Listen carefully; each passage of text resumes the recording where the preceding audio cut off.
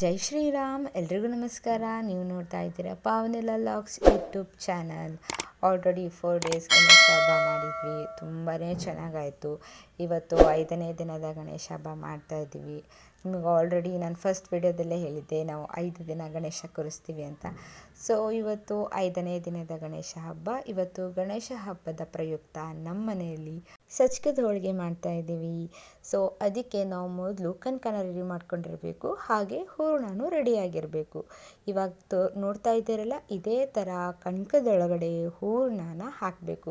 Extra ಆಗಿರೋದನ್ನು ಎತ್ತಿಟ್ಕೊಂಡು ಇವಾಗ ನೀಟಾಗಿ ಈ ಥರನ ಕವರ್ ಮಾಡ್ಕೋಬೇಕಾಗತ್ತೆ. ನೀಟಾಗಿ ಅದನ್ನು ಕವರ್ ಮಾಡಿ ಕ್ಲೋಸ್ ಮಾಡ್ಕೋಬೇಕು. ಹಾಗೆ ಎಲ್ಲಿನೂ ಸ್ವಲ್ಪನೂ ಹೂರಣ ಆಚೆ ಬರದೆ ನೀಟಾಗಿ ಕವರ್ ಮಾಡಿ ಸ್ವಲ್ಪ ಪ್ರೆಸ್ ಮಾಡ್ಕೊಳ್ಳಿ.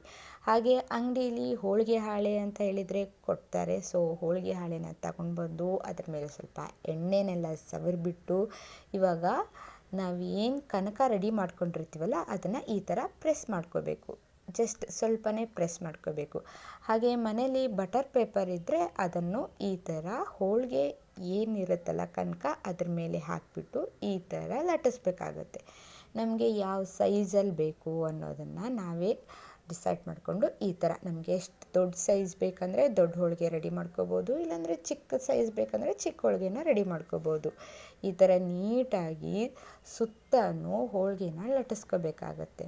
ನೀವು ನೋಡ್ತಿರ್ಬೋದು ಎಷ್ಟು ಚೆನ್ನಾಗಿ ಹೋಳಿಗೆ ಆಗಿತ್ತಾ ಇದೆ ಅಂದರೆ ತುಂಬಾ ಸ್ಮೂತಾಗಿ ತೆಳುವಾಗಿ ತುಂಬ ಟೇಸ್ಟ್ ಅಂತೂ ತುಂಬಾ ಚೆನ್ನಾಗಿರುತ್ತೆ ಹೋಳಿಗೆದು.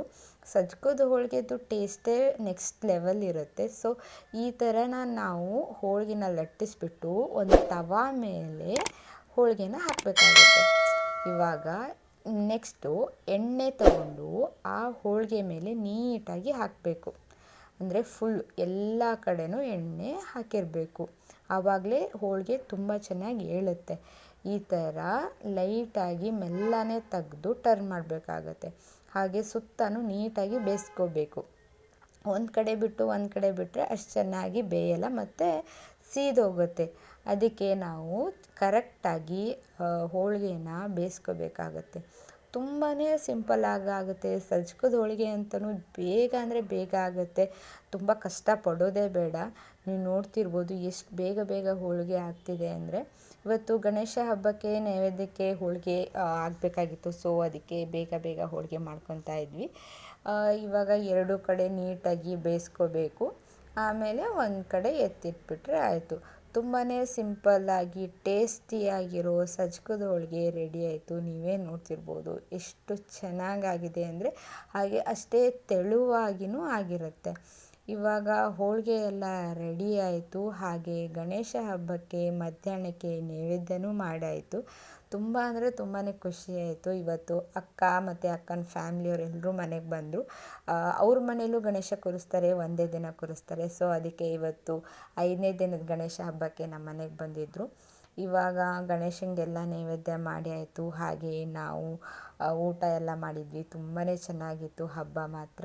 ಹಾಗೆ ನಾನು ಆಲ್ರೆಡಿ ಡೇ 1ಇಂದ ಡೇ 4ವರೆಗೂ ವಿಡಿಯೋ ಅಪ್ಲೋಡ್ ಮಾಡಿದ್ದೀನಿ. ಯಾರೆಲ್ಲ ಇನ್ನೂ ವಿಡಿಯೋ ನೋಡಿಲ್ವೋ ಪ್ಲೀಸ್ ಒಂದ್ಸಲ ಹೋಗಿ ಚೆಕ್ ಮಾಡಿ. ಈ ಸಲ ಅಂತೂ ಗಣೇಶ ಹಬ್ಬ ತುಂಬ ಅಂದರೆ ತುಂಬಾ ಚೆನ್ನಾಗಾಯಿತು.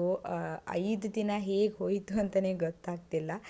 ಸೊ ಗಣೇಶ ಎಲ್ರಿಗೂ ಒಳ್ಳೇದು ಮಾಡಲಿ, ಹಾಗೆ ನಮಗೂ ಒಳ್ಳೇದು ಮಾಡಲಿ ಅಂತ ಹೇಳ್ತಾ ಇದಾಗಿತ್ತು ನಮ್ಮ ಪುಟ್ಟ ಗಣೇಶ ಹಬ್ಬದ ಮಿನಿ ವ್ಲಾಗ್. ಯಾರಿಗೆಲ್ಲ ಈ ವಿಡಿಯೋ ಇಷ್ಟ ಆಯಿತು ಪ್ಲೀಸ್ ಲೈಕ್, ಶೇರ್, ಸಬ್ಸ್ಕ್ರೈಬ್ ಮಾಡೋದನ್ನು ಮರಿಬೇಡಿ ಅಂತ ಹೇಳ್ತಾ ಮುಂದಿನ ವಿಡಿಯೋದಲ್ಲಿ ಸಿಗೋವರೆಗೂ ಟೇಕ್ ಕೇರ್.